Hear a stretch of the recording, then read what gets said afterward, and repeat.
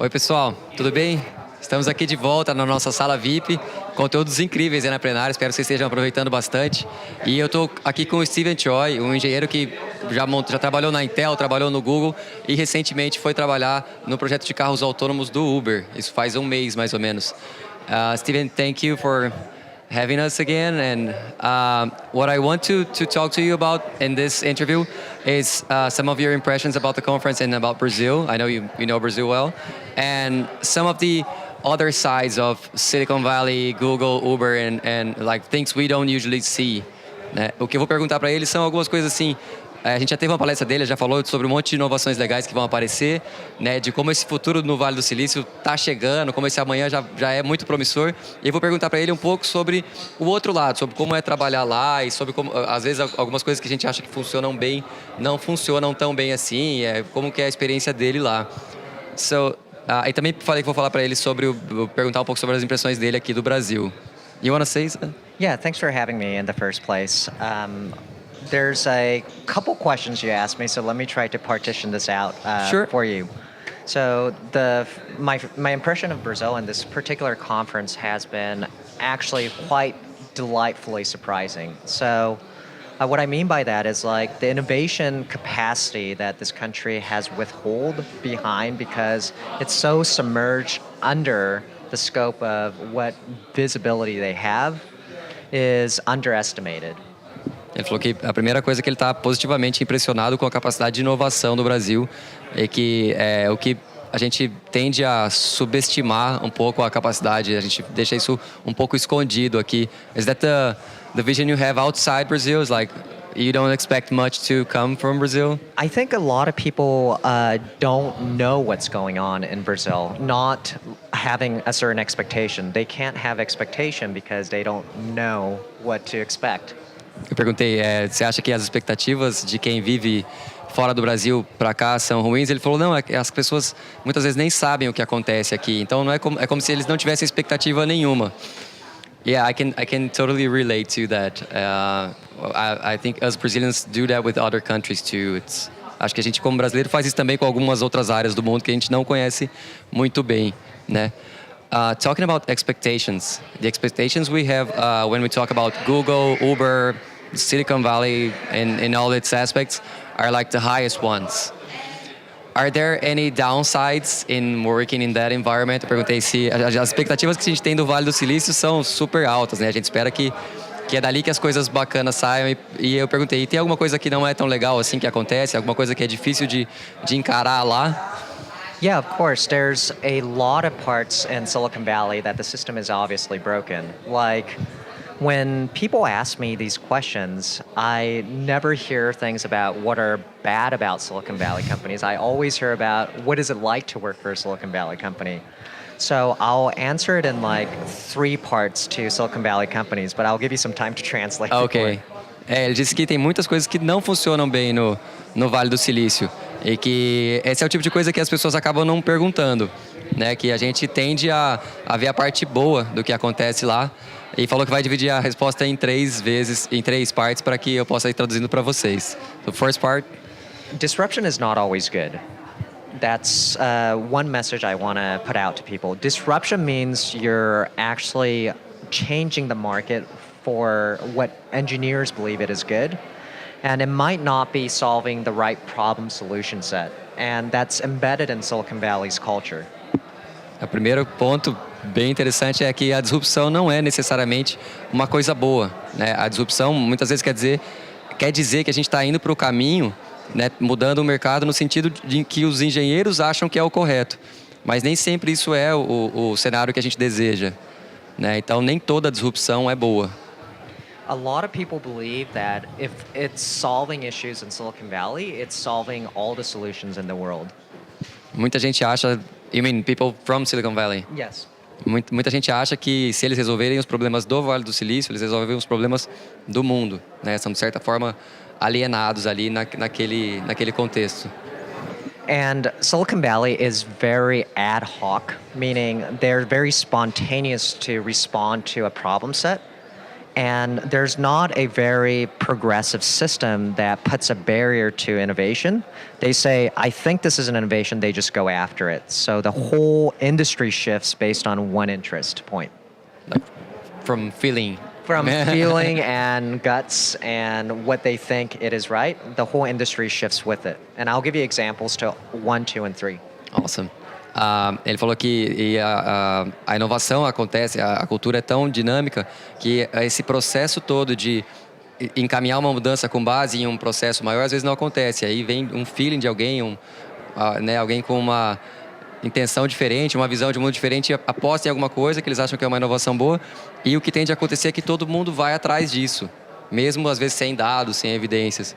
It's just that if they don't do that, they might lose the next wave, Yeah, right? and that's what they're afraid of.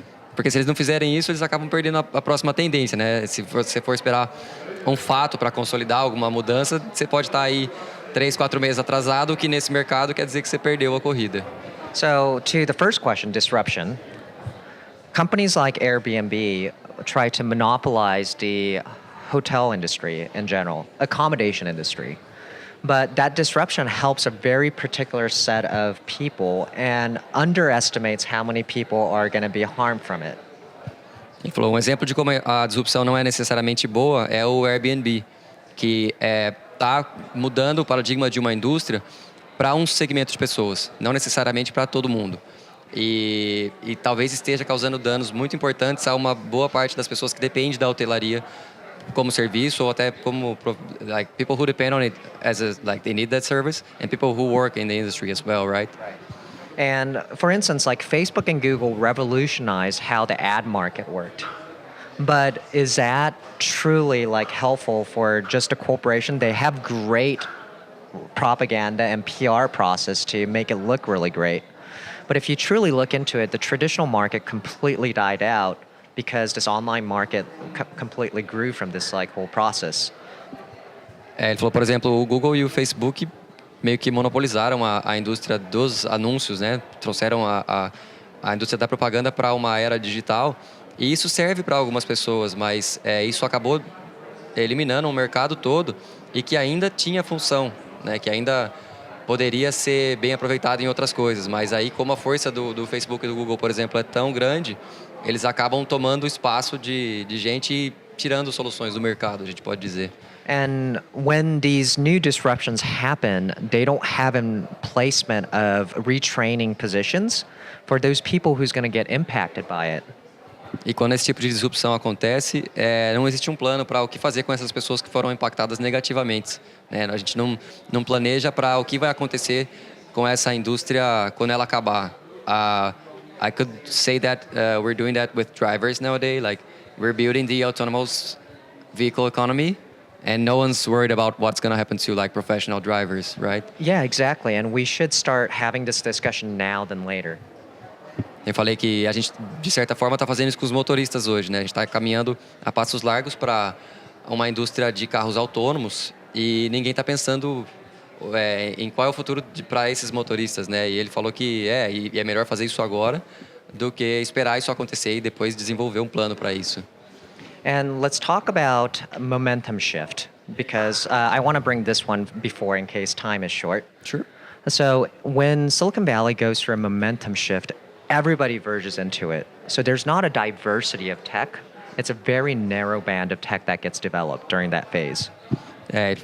Voltando ao tema das mudanças aí de tendência, de momentum, quando isso acontece, todo mundo muda junto, né? Quando uma nova tendência aparece no Vale do Silício, a indústria toda muda. E aí acontece que muita gente trabalhando numa banda pequena, né? Numa variedade, uma diversidade pequena de tecnologias. É como se fosse, vou perguntar para ele, é como se fosse uma corrida para quem chega primeiro num objetivo. It's like, there aren't many objectives, it's all about who gets at that point first, but they're all racing in the same race. Yeah, and what that creates is a talent gap because of that momentum shift. Let me give you an example. 20 years ago, everybody was a web developer. 10 years ago, everyone was an app developer. Today, everyone wants to be a machine learning specialist. So what that incurs is we still need web developers, we still need back-end developers. We still need front-end developers, but it's really hard to get these quality developers because of this gap towards an autonomy shift. So in the past 4 years, autonomy just blew up after Uber got into it and like Google has been doing it, so they were the frontier of it.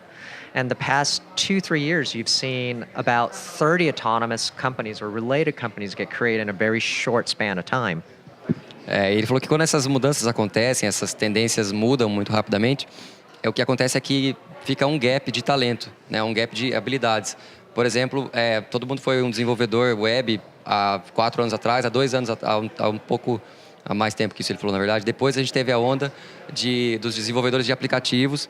E agora, de um tempo para cá, principalmente depois de que o Uber entrou na corrida há uns 4 anos e o Google já estava trabalhando nisso há um tempo, agora todo mundo vai trabalhar em autonomia. E aí tem dezenas de empresas que estão sendo fundadas super rapidamente para trabalhar na autonomia dos carros, por exemplo, mas a gente ainda precisa de desenvolvedor de front-end, de back-end, os caras dos aplicativos, eles não perderam esse valor ainda, só que a indústria toda está movendo seus recursos para lidar com o machine learning, né, com a inteligência artificial, e a internet das coisas, por exemplo.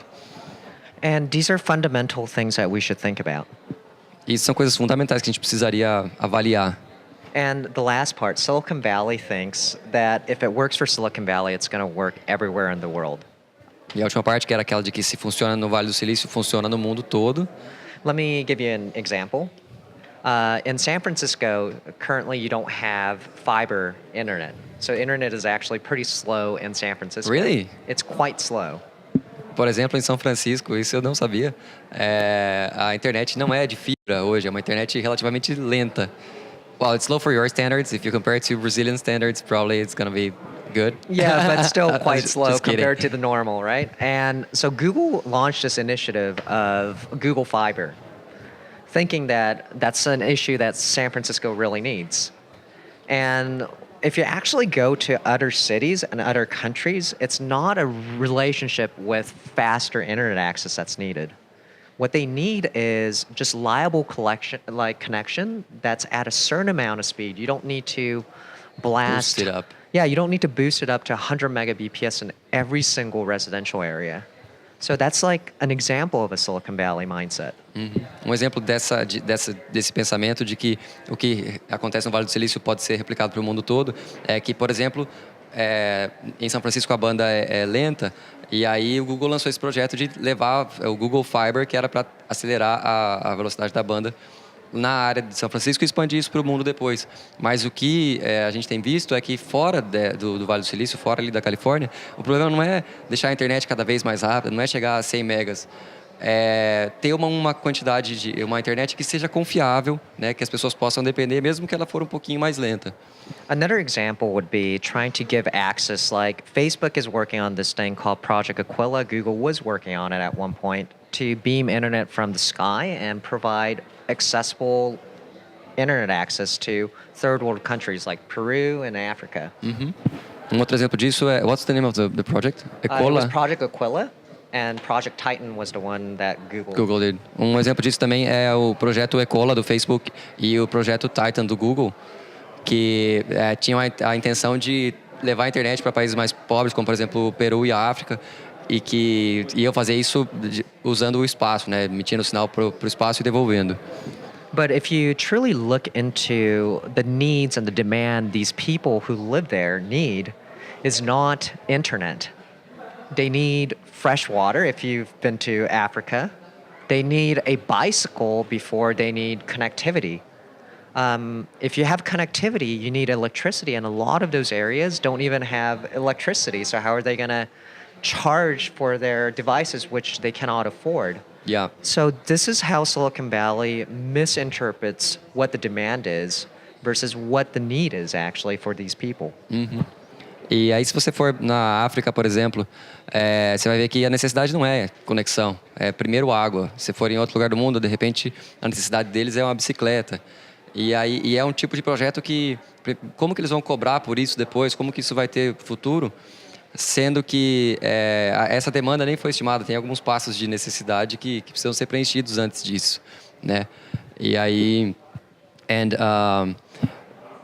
who do you think would be responsible? I don't know if there's one answer for that on limiting it, like putting boundaries to that sort of behavior and mindset. Like, is it the state? Or is it the leaders of the companies? Eu perguntei para ele quem que é o responsável então por não deixar essa parte ruim do Silicon Valley acontecer, né? De tentar abrir um pouco a cabeça e tentar não deixar a indústria ir sempre para um caminho, because market dictates it, right? Market dictates it, so you and I'm responsible for all the cases. But the takeaway point from this is what works in Silicon Valley doesn't always work in Brazil and doesn't work in different countries. So innovation from each country should be separated based on their need and their demand, not just benchmark everything Silicon Valley provides. O ponto principal é que as inovações que funcionam no Vale do Silício não funcionam no Brasil e não funcionam necessariamente em outros lugares do mundo. E a gente não tem que necessariamente usar o Vale do Silício como um benchmark, né? Como alguma coisa que a gente deva perseguir assim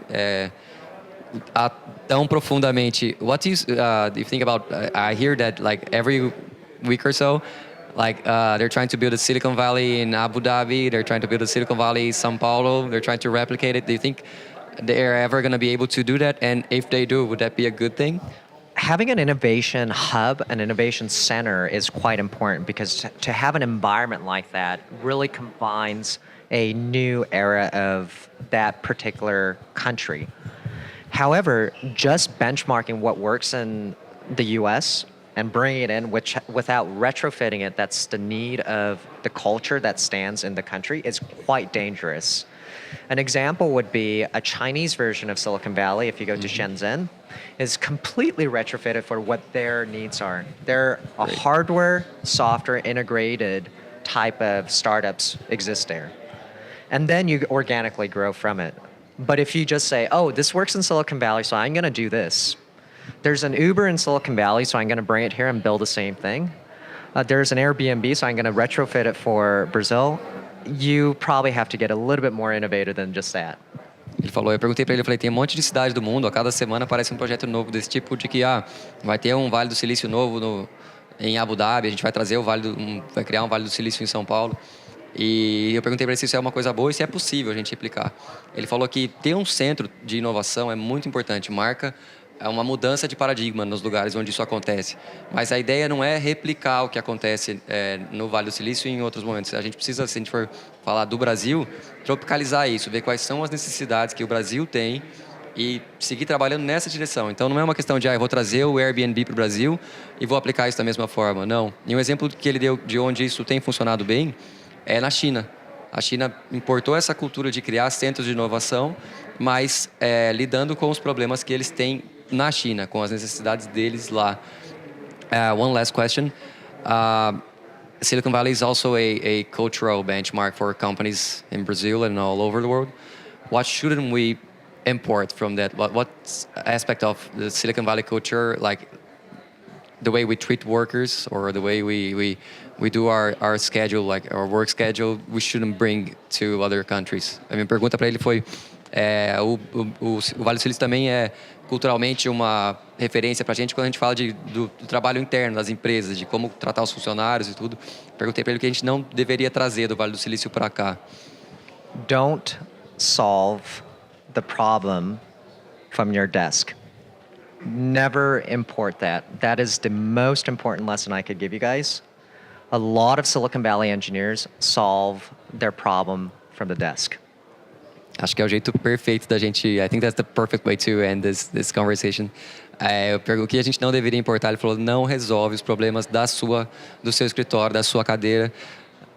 A gente ouviu agora há pouco um dos palestrantes falando, tem que tirar o bumbum da cadeira, tem que se interessar. E o Vale do Silício tende a resolver, muitos dos engenheiros do Vale do Silício tendem a resolver o problema sentado ali atrás do computador. E ele falou, se eu puder deixar uma coisa para vocês importante, não resolvam seus problemas sentados na cadeira do escritório. I think that's awesome. I really see people going that direction. I think it's a really bad thing to do as well. And I can only thank you again for being here and for teaching us all that. Sure, absolutely. Thanks for having me again.